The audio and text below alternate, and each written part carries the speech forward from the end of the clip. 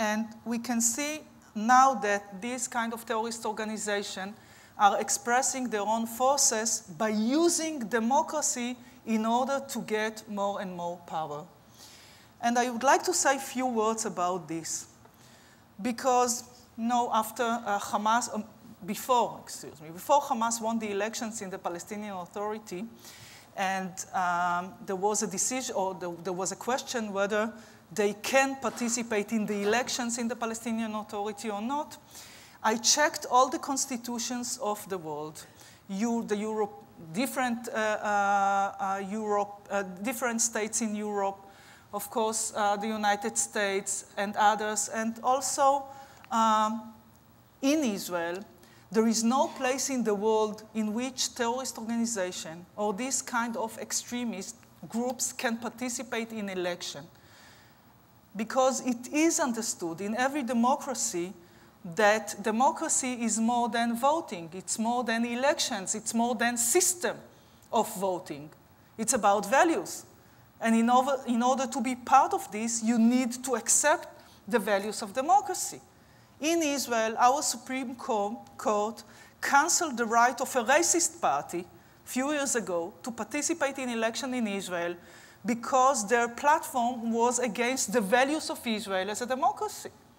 In Spain, a party that supported the Basque in a violent way couldn't participate in elections in Spain, and this was approved by the European Court for Justice or something, excuse me. And I checked the new constitutions in Afghanistan and Iraq, and everywhere it is clear that democracy can defend itself. This was the lesson that Europe learned after the 30s, in which the Nazis abused the democratic system in order to get more power. The only places in which this doesn't appeal, it's the places in which this is needed the most. Lebanon. We have Hezbollah, which is a terrorist organization, or basically an armed militia, and also a political partner to the Lebanese government. And this makes the war against terror almost impossible.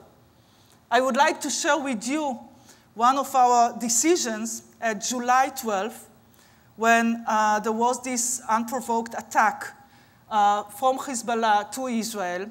And the Israeli, as a member of the Israeli cabinet, we needed to decide what are we doing. And we could attack Lebanon as a state, because the attack on our soldiers came from Lebanon as a state. But our choice was to fight Hezbollah in Lebanon and not to fight the state of Lebanon. And Israel paid the price for this. Because a war between Israel and Lebanon, with all the respect, could have ended in 2-3 days. But when the soldiers need to look for the terrorists, where they hide, when they hide among civilians, we need to take a completely different conditions into the way we act in order to fight terrorism. And then a few months later, we could see the Lebanese government that was accepted and embraced by the international community when we decided to open or to give an answer to the attacks of Hezbollah on Israel. So the international community embraced the government and let us act against Hezbollah. But today, they are sitting in the same government.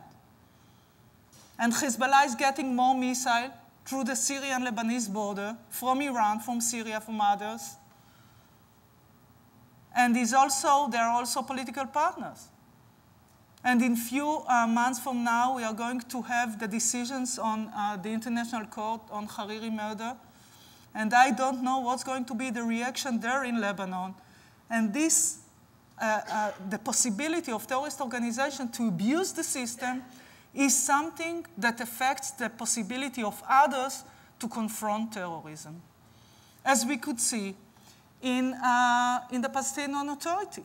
The elections in the Palestinian Authority were supervised by the international community.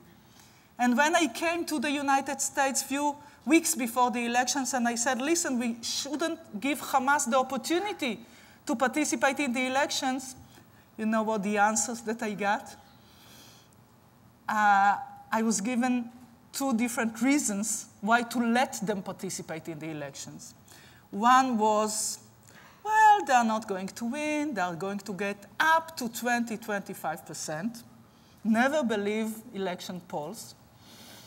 And the other was, look at Lebanon. Hezbollah become more moderate, being a political partner.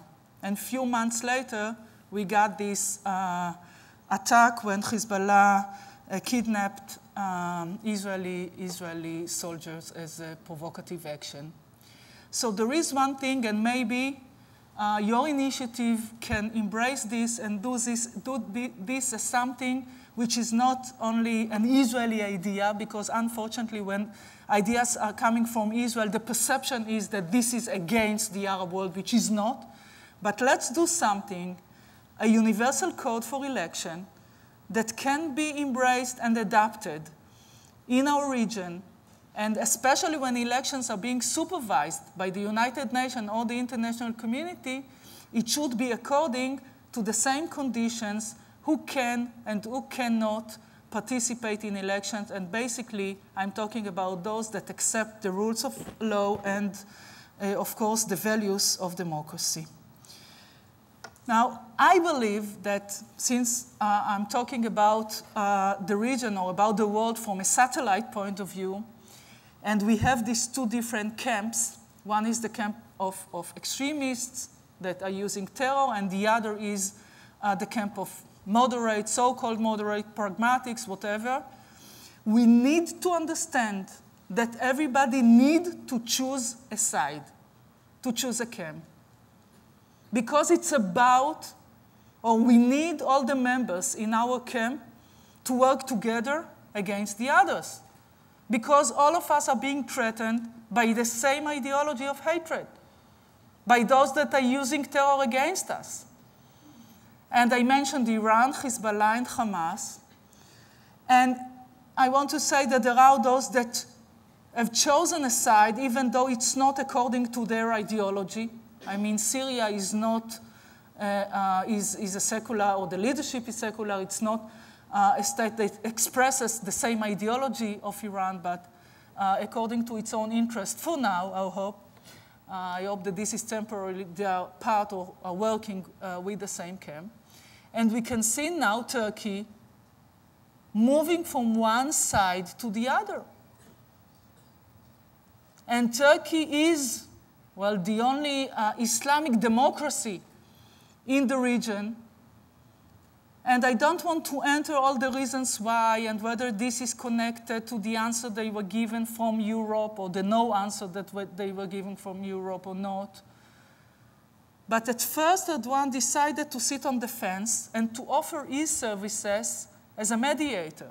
At first to Israel and Syria in order to achieve peace between Israel and Syria, and later between the United States or the free world and Iran. But Turkey also needs to know that there is no place on the fence to sit and to work with both sides or to play different games in with different sides. This is the battle of the century, and they need to choose whether they are with us or against us. And I hope, truly hope, because the relations of Turkey and the free world, and also with Israel, but this is just a small piece of the big jigsaw, are very important to all of us. And we can see that in different places, these terrorist organizations are using failed states or weak governments. And then we need to see how to enhance the power of governments in order to give them the possibility, when they want to, fight internal terrorism and not be used by the terrorists as a territory to act against others.